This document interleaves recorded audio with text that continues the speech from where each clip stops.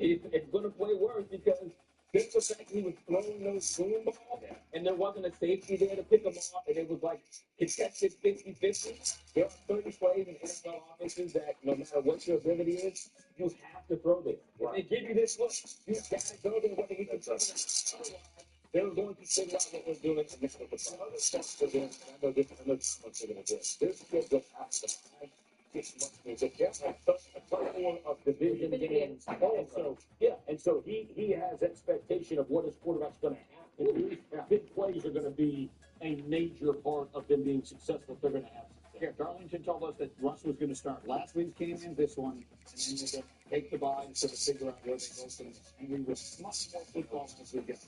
But now to the moment that we have literally never seen before in NBA history. For the first time ever, a father and son suited up and played in the same game. LeBron and Ronnie go at it. The families were there. They were already. Listen to this moment.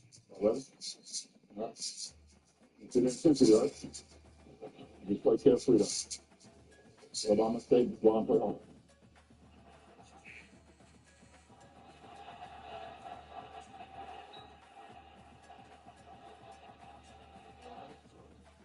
And Jay Williams, who's in here with us, again, in there together. Really hard to put You don't know what he's doing. Yeah, I love the fact that Ron talked to his son as a colleague, not Jay. as his son.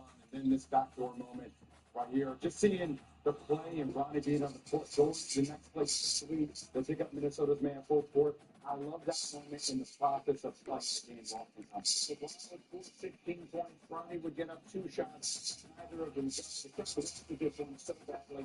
He would finish 0 for 2 on the night. The reality is, from a basketball standpoint, the story of this game was Anthony Davis. Well, they went to Anthony Davis early. But Anthony Davis, 36 points, 18 rebounds. The continuity, the schemes that J.J. Redick put him in felt very different than what we saw last year. And actually, J.J. Redick started his team's best 5 players. We didn't see that until 45 games into the season last year. Anthony Davis had 36 points, 16 rebounds, and the Lakers opened with a win against a Minnesota team that made it all the way a year ago. What is the right thing? I don't know what the right thing is to say. I'm a father. You're a father. It's incredible. Yes, you pay him $4 million. You let him play in the G League. You let him get reps. You do anything to keep LeBron James on this team, one of the greatest players of all time. Let him have the moment. That being said, I'm glad they had their moment last night. Right. Now we can get into the week. Fair enough. And what you saw last night from our old friend and your longtime friend, Jay, Hey, Bobo. you guys, you were quite impressed with. Well, can I just tell you something? Last night while I'm going on the podcast and watching Mind the Games, I'm like, I think I just saw 2 cents that J.J. Redick talked about in the podcast that they're actually executing in the game. In the game. The first one was the way to get Anthony Davis more involved. It's called an inverted screen. J.J. Redick talks about it. Off the green sets the screen. Mid-range game is something that you need to see AD do more. Find his reps. And then also, this is called the double drive. They call it Finland. Okay, you're going to see a double drive and then a pin down. But once again, it's to get double connect a wide open shot. You felt the pace of the game was different last night. They took way more threes. It felt more like a modernized version of their offense. And this is what they need to have in order to have a chance to contend in the Western Conference. Yeah, look, JJ's there so far, so good. One more thing I wanted to ask you about. So we got Victor Wembanyama getting set to start his next season here. He enters with huge expectations. It was windy with those yesterday. He put no ceilings on Victor Wembanyama. He can do anything. His talent level, combined with how fast he's developing, combined with his incredible physical attributes, makes his ceiling immeasurable. I wouldn't rule anything out. He was responding to me asking the question. At some point this year, will we say Victor Wembanyama is the best player in the world already? Potentially. I will respond to your question.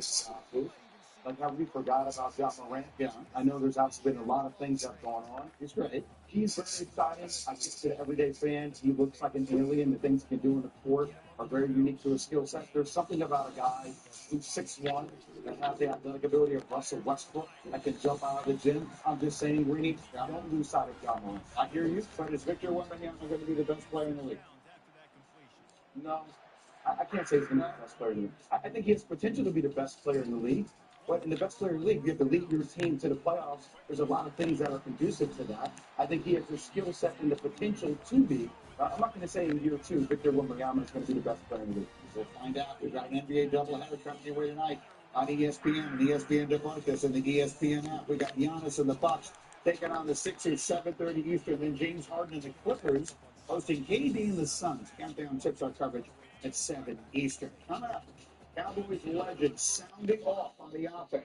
Jerry sounding off on his own coach. The D in Big D continues to stand for drama. And you'll hear it next. Subway just dropped the price of every footlong in the app to $6.99. Wait, Subway did what? $6.99 footlong? Yep, says it right there.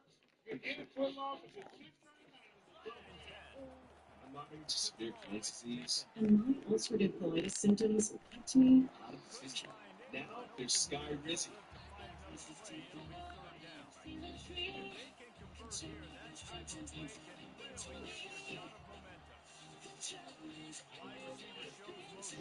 and now I'm back in the picture. Feel significant symptom relief at 4 weeks with Sky Rizzy. Sky Rizzy is proven to help deliver remission.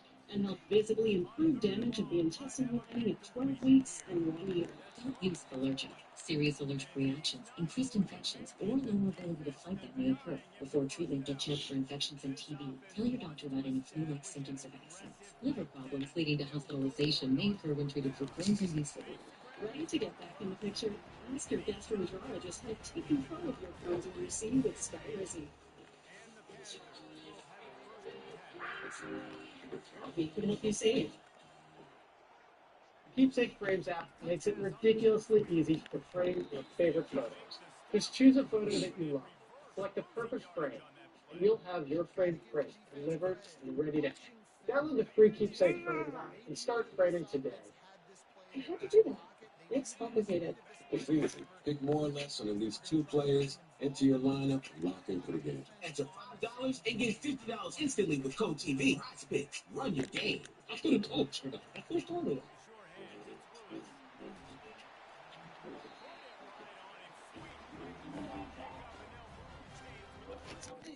It's back and it's only $6. Get the big box y'all love today. Messy happens. When it does, there's HomeAglow. For just $19, HomeAglow will clean your entire house. Everything from dishes to vacuuming, even laundry. Join thousands of Americans and book your first cleaning today for just $19. Introducing Mando Whole Body Deodorant for kids, privates, and beyond. I'm Dr. Shannon Klingman, the inventor of whole body deodorant. Like Mando controls odor for 72 hours. And before you say it, Mando works better than a shower with soap and water. I don't think covering up the odor with heavy fragrance. Mando's unique formula stops odor before it starts by lowering the pH of your skin. That's my secret to better odor control everywhere. Mando's unlike anything you've ever tried before. Get over 30% off at shopmando.com. The SEC and ABC, a dynamic doubleheader Saturday. First, Alabama hosts Missouri in a must-win matchup. This is a huge game. These two teams are going to try to prove something. In primetime, LSU and Texas A&M clash for the top spot in the SEC. The winner take their Through Saturday in the SEC. The SEC on ABC, Saturday at 3:30 and 7:30 p.m. Eastern. Every day, a little gets a little but a little further apart. But there are moments that remind us it's near experience. Thank you for calling Amica.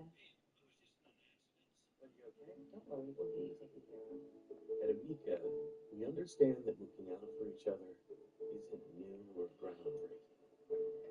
It's human. With Chevy trucks, be ready for adventure. With power you can count on. Capability that doesn't compromise. A hard-working EV with more range than any competitor.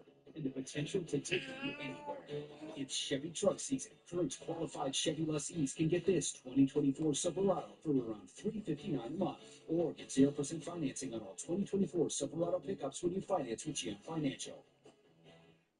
All right, we're back on Get Up. Once again, the Cowboys are coming off their bye this week. They'll be on the road against the 49ers on Sunday. Last week, their legendary former quarterback, Troy Aikman, had some strong words, particularly about the Cowboys receivers. Listen to this.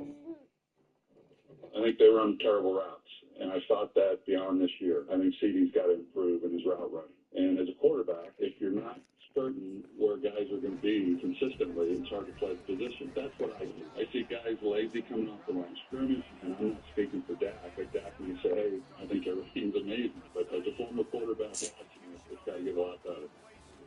So, those were comments from the very end of last week. I have waited all week to get a wide receiver into my studio, all week to analyze those comments. Is he right?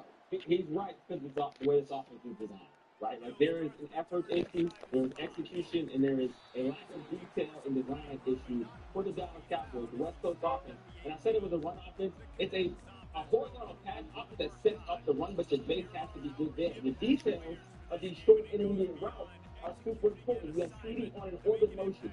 He has to blast out of there to open up the undercover with his mesh concept, and he is not giving Dak a clear picture. That's what he's talking about, the effort. This one is a design issue. You have a receiver motion across the formation to the outside of a bunch, and he has to wait on that receiver to release first. So it's going to look like CeeDee is starting slow. That's more of a design.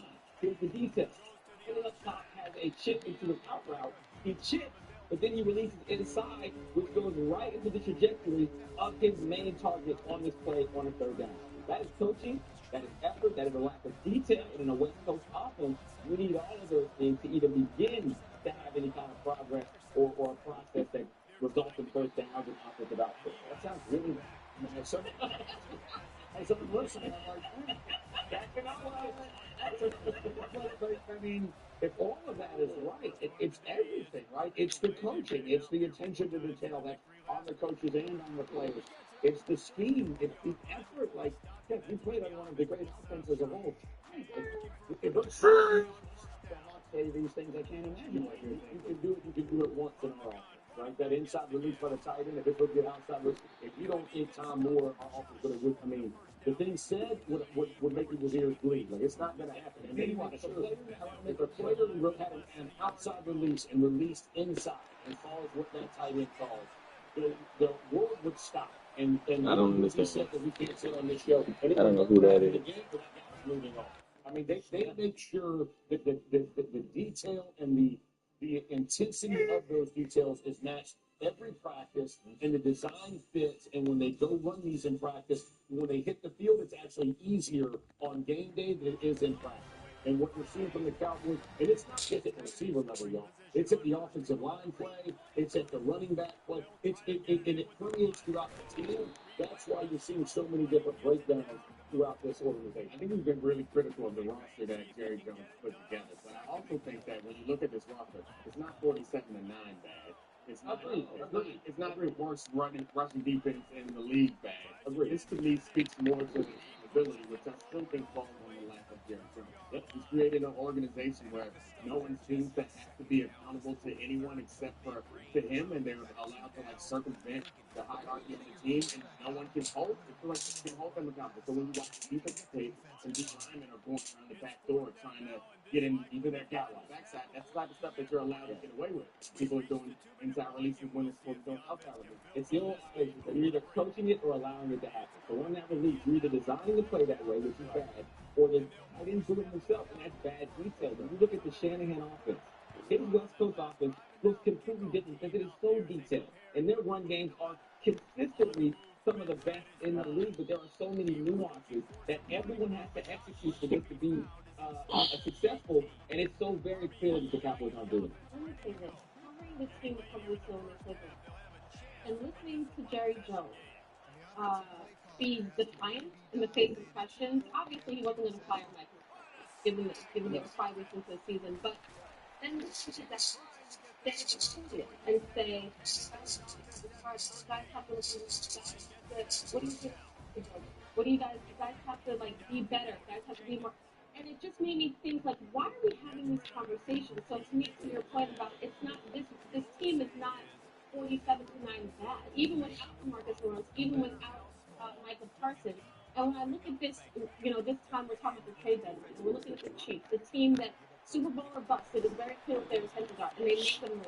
The Eagles, the team that is Super Bowl or bust, they make a move in the offseason to get one of the best running backs, one of the best weapons, offensive weapons in the NFL, Saquon Barkley. The Cowboys, Jerry Jones has tried to convince fans that the answers are in this building. And each week we see that no, there seems to be no answers in this building. Yeah, and he keeps finding different people to blame. Right. Because yesterday on the radio, listen to the way he talks about his coaches and his coaching. The types of things that we all think we should be looking at is, well, we're designing bad plays, or we're designing bad concepts. And the facts are that there's some of that, but there's also some of execution. There's some of the talent. I like our talent. I really do like our talent. I like our young talent. But young talent has a few more mistakes associated with it than if you are dealing with a veteran player. Jerry Jones is the same guy who, after having a sleepover, hired Mike McCarthy. He's the same guy that decided to keep Mike McCarthy. He's the same guy who allowed Mike McCarthy to say, hey, this Kellen Moore offense not working. I'm going to call the plays. We're going to do it this way. And so now he's looking and saying the locker room's not the issue. The roster that we have is not the issue. It's the coaches. It's exhausting. That's it. It's exhausting him to pass the dog and then listening to him name all the things that he could say that he's not responsible for, and then say the talent is, I like the talent though, which is the one thing that it feels like he's more responsible for. The fact of the matter is he's responsible for everything. And firing Mike McCarthy would be, it's not going to fix any problem. Mike McCarthy didn't forget how to coach. The issue, you made the point earlier, this is a run-first offense. That you did not get a running back to run the football. So if step A, offenses are built foundational. It goes from here to there, right? And so if this part doesn't work, to expect this part to fix the problem is an impossibility. And so when you go, oh, I like the talent, great.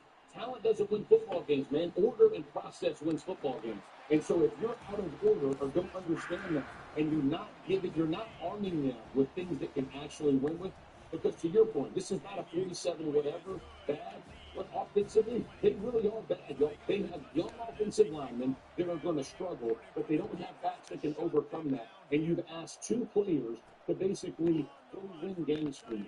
And I don't care how good the design is. If the defense understands you have two viable options, you can make Dak Prescott look pretty bad, and you're going to shut down CeeDee Lamb. Let somebody else beat you. Let Ferguson go score 47 touchdowns. And more importantly, are they going to give up the same kind of running against San Francisco? This is the ultimate running team, right? And I know they don't have McCaffrey, but yeah, they're going to run like that. They haven't been great at running this year as they normally are, but they're going to be great this week. Yeah, I do not. They're going to be great against the Cowboys. This is, if there was ever a time to get your running game healthy, like the league. All right, first take is coming up next, and they've got plenty more there. I just said in my mind, oh, watch me run come in and watch them score.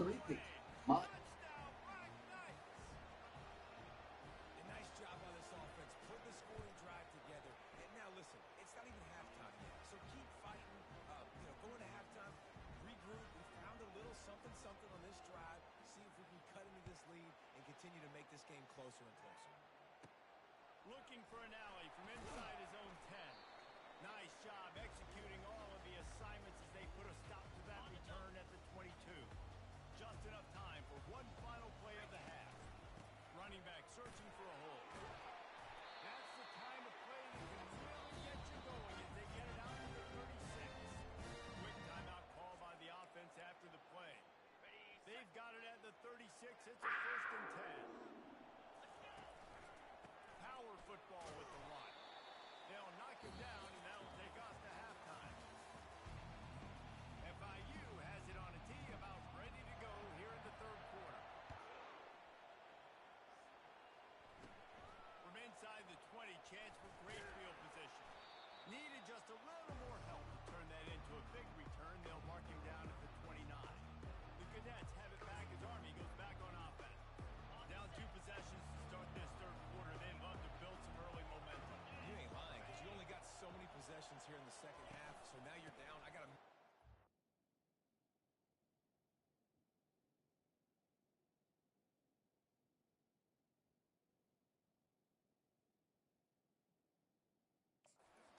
Every single one. Put your best right here. Obviously, you can't get it all back on this drive, but you can create that momentum. You can create something special and some energy, but it's going to start with this offense here executing at a high level. You'll take this every time. 5 yards on the first down play. After trying the running game, let's see if they do it again on second down. Looking to throw, it's Bolden. Using the quick game. And the defense settled in to stop that one for a short gain. This offense can still afford to come up empty on this drive, already trailing by multiple possessions. Now on the option. Runs through the tackle. They knock him down, and what a disastrous play for this offense. A loss of 10. And the Black Knights line up to run it away. Let's see if he can help the coverage team out with this one. Looking for a block. It's McNeil. Makes a move.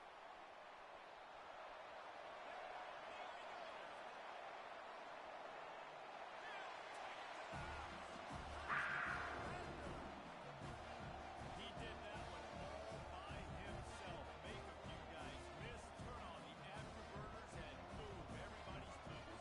And that's why you got him back deep, because that guy can do that. You got to be explosive and quick and have good vision. You see all those things on one punt return. Takes it back to the house, makes people miss, turn on the gas. Great job, great return. And the defense wrestles him to the ground. The kickoff team is out there, and after giving up a punt return for the score, this offense needs to do some work. He'll bring it back from inside his 5. Not a lot of space to be found. Good hustle by the coverage team, and they stop him at the 21. Army has it back in the offense, ready to go. David, the punter got some work last time. They'd like to keep him on the sidelines in this drive. Yeah, it's not something you want to say very often. You don't want the punter. This offense needs to get back lathered up and get a little bit more of a rhythm. Best way to do that, identify where your best players are and just get them the football. Give these guys some touches to kickstart this offense. They'll go to work on second down after doing damage on the ground. Motion by the back forces the defense to adjust. Nowhere to run on that one. He loses 4 on the carry. What a good job by the defense. Forcing that play outside. And it's tough when your defense is fast and aggressive. Those counter-plays are usually something that's good to run at them, but if you can be smart and stay sound. Fires into traffic, and it's picked off. He didn't get a lot on the return, but man, did he set his offense up at the 30. Well, we know these are slick conditions today in this game. Wide receiver just didn't seem to really get a good grasp on the ball when it hit his hands. It didn't stick right away. There's a bit of a bobble, and because of it, the defense able to come away with the pick. They bring him down, and he's going to lose a yard on that one. Didn't get much done.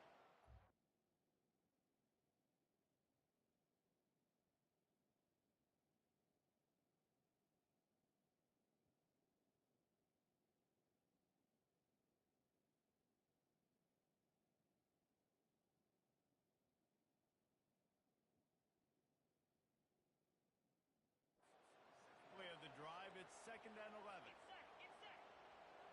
To the air, it's Jenkins. Excellent coverage and good use of the hands to knock it away. And the last thing they need is to squander this great field position facing a 3rd and long. That's reeled in, it's Jackson. And he's not going to get there. The defense stands tall and makes the stop. And quarterback receiver on the same page. Nice job seeing the zone, understanding the drag route concept. Easy pitch, easy catch. Looking to the big tight end. He caught it. Touchdown. And the route is on. And he did get that extra point through the slippery surface, no problem. And let's check in with Kevin Connors in the studio. Kevin? 2 very different emotions inside the locker rooms of these teams who did battle today. James Madison handled his business today, and given what the week was like in Harrisonburg, that is saying something. This is a focused group, and it's reflected in that final score. The circle of life in college football, where one team moves on feeling like kings, and the other heads home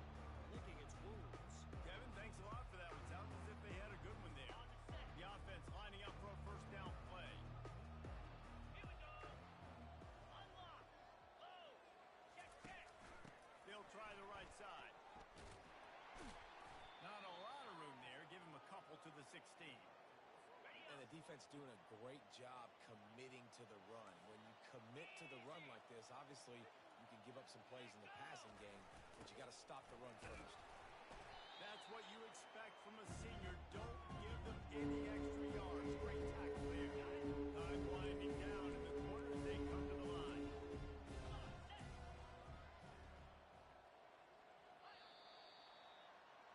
That's the end of the quarter, and FIU is on top. Let's take a quick look at the national rankings to see how this playoff race is shaping up.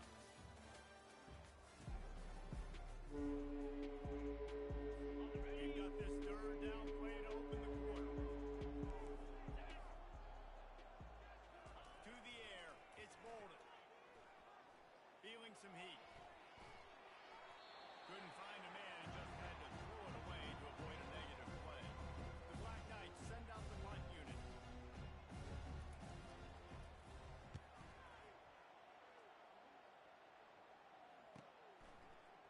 He only needs a sliver of daylight. And they'll bring him down to get the offense started on the next drive. Looking for a productive play on first down. They'll run it behind the big guys on the left. That's a really good job by the defense, wrapping them up, getting them on the ground, take away that run game, make them one-dimensional, put them in passing situations. Really good job by the defense.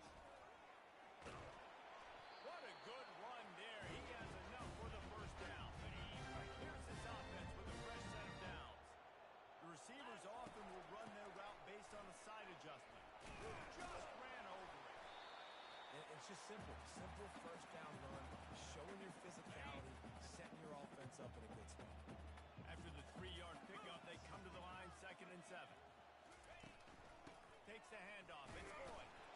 Able to pick his way forward for a decent game before the defense gets him down. Trying to move the sticks on third down. To the ground to try to move the chains. Really nice job to convert that third down, and they've got it at the 33. FIU set up with another first down. Smart move to keep it on the ground.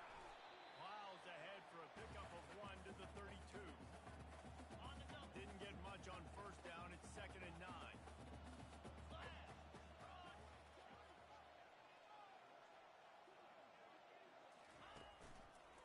Right back to the well. At the 20, he's got space. He is smashing people. Touchdown, International. And the punishment has been extended. They put another score on the board as they try to push this winning streak to 3. Man, this has been a complete performance. The defense has been lights out, and the offense, obviously, just continues to pour it on. This is what you call having a great day. Putting it all together, offense, defense, complementary football. And he takes this from inside the 5. And the coverage team able to make the tackle. The Cadets have it back as Army goes back on offense. Boy, 3 and out last time, David. They'd like to be more productive this time around. Yeah, in the last drive, nothing really clicked. No rhythm, got off the field really quickly. And here's the 3rd interception of the night. Made that play and was hoping to make another one on the return, but they'll take it in business at the 41. First down here for the offense. Let's go. The give to the back. And I think they'll give him 2 on that one. 2nd and 8 coming up. Went to the running game on first down. Now here they come again.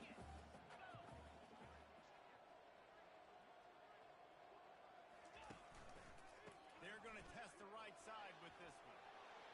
Finally pulled down, but not before moving the chains for a first down. We've reached the 2-minute warning, and this offense will be quite content just to drain the rest of the time away. Using his legs, it's Patterson. And the defense holds firm. No pickup at all on that play.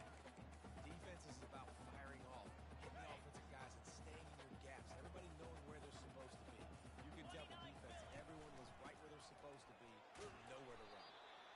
And there's nothing more frustrating than when you get late in the game and you know they're running the football and you don't stop them. It's been that kind of day for this defense.